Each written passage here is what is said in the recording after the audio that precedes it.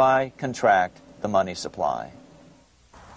Authors Theodore R. Thorin and Richard F. Warner explained the results of the money contraction in their classic book on the subject, The Truth in Money Book. The hard times which occurred after the Civil War could have been avoided if the greenback legislation had continued as President Lincoln had intended. Instead, there were a series of money panics, what we call recessions, which put pressure on Congress to enact legislation to place the banking system under centralized control. Eventually, the Federal Reserve Act was passed on December 23, 1913. In other words, the money changers wanted two things: the reinstitution of a central bank under their exclusive control, and two, an American currency backed by gold. Their strategy was twofold. First of all, cause a series of panics to try to convince the American people that only centralized control of the money supply could provide economic stability. And secondly, remove so much money from the system that most Americans would be so desperately poor that they either wouldn't care or would be too weak to oppose the bankers. In 1866, there was $1.8 billion in currency in circulation in the United States, about $50.46 per capita. In 1867 alone, $500 million, $500 million, was removed from the U.S. money supply. 10 years later, in 1876, America's money supply was reduced to only $600 million. In other words, two-thirds of America's money had been called in by the bankers. Only $14.60 per capita remained in circulation. 10 years later, the money supply had been reduced to only $400 million, even though the population had boomed. The result was that only $6.67 per capita remained in circulation, a 760% loss in buying power over 20 years. Today, economists try to sell the idea that recessions and depressions are a natural part of something they call the business cycle. The truth is, our money supply is manipulated now just as it was before and after the Civil War. How did this happen? How did money become so scarce? Simple. Bank loans were called in and no new ones were given. In addition, silver coins were melted down. In 1872, a man named Ernest Sed was given 100,000 pounds, about $500,000, by the Bank of England and sent to America to bribe necessary congressmen to get silver demonetized. He was told that if that was not sufficient, to draw an additional 100,000 pounds or as much more as was necessary. The next year, Congress passed the Coinage Act of 1873, and the minting of silver dollars abruptly stopped. In fact, Representative Samuel Hooper, who introduced the bill in the House, acknowledged that Mr. Sed actually drafted the legislation. But it gets even worse than that. In 1874, Sed himself admitted who was behind the scheme. I went to America in the winter of 1872-73, authorized to secure, if I could, the passage of a bill demonetizing silver. It was in the interest of those I represented, the governors of the Bank of England, to have it done. By 1873, gold coins were the only form of coin money. But the contest over control of America's money was not yet over. Only 3 years later, in 1876, with one-third of America's workforce unemployed, the population was growing restless. People were clamoring for a return to the greenback money system of President Lincoln or a return to silver money, anything that would make money more plentiful.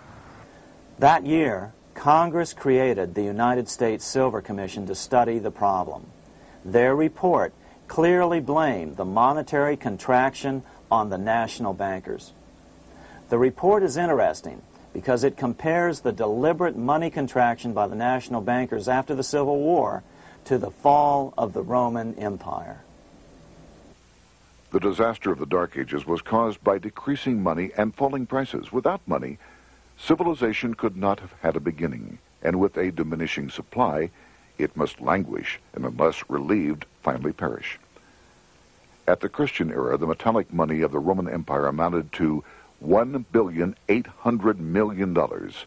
By the end of the 15th century, it had shrunk to less than $200 million. History records no other such disastrous transition as that from the Roman Empire to the Dark Ages.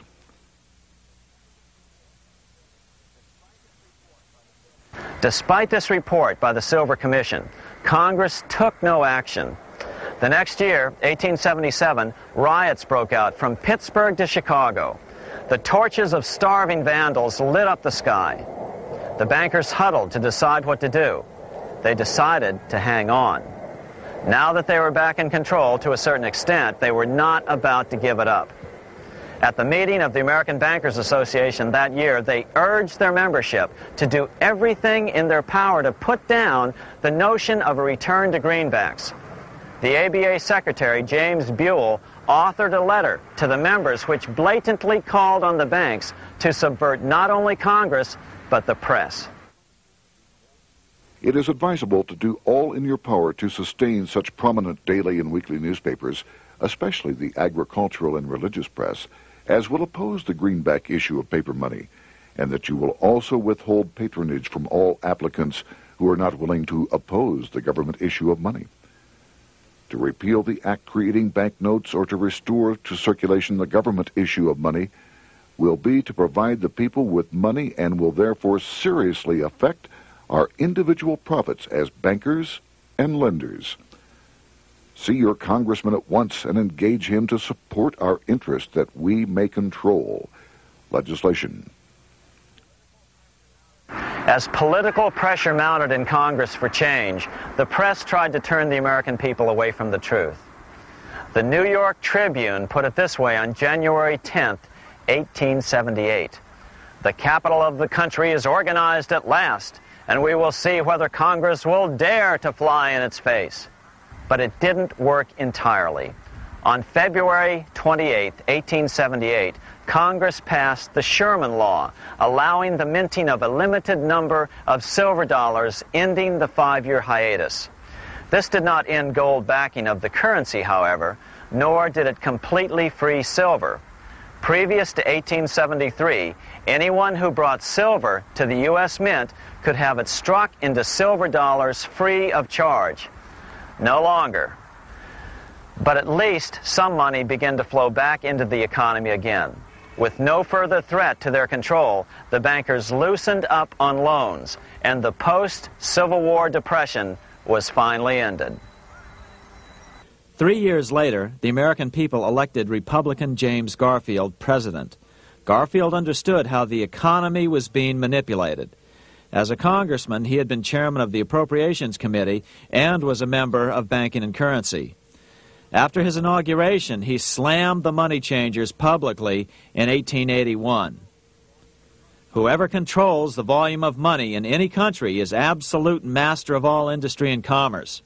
And when you realize that the entire system is very easily controlled, one way or another, by a few powerful men at the top, you will not have to be told how periods of inflation and depression originate.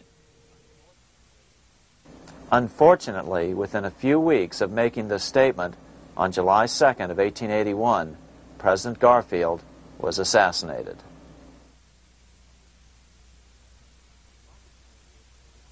The money changers were gathering strength fast.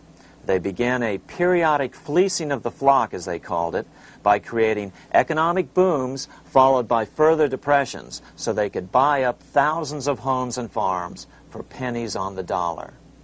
In 1891, the money changers prepared to take the American economy down again, and their methods and motives were laid out with shocking clarity in a memo sent out by the American Bankers Association, the ABA, an organization in which most bankers were members.